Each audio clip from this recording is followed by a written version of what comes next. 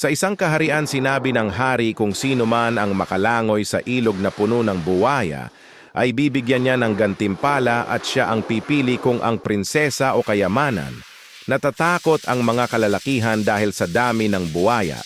Nang biglang may tumalon na isang lalaki mabilis at ligtas na nakatawid sa ilog. Hari, magaling ano ang gusto mo prinsesa o kayamanan? Lalaki, wala akong pakialam sa anak mo o sa kayamanan. Ang gusto ko lang malaman ay kung sino ang putanginang tumulak sa akin.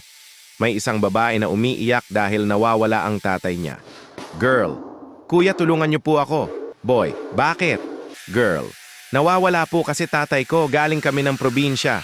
Boy, sige pero sama ka muna sa akin. Sumama si girl sa motel. Boy, hubarin mo short ko. Girl, opo boy.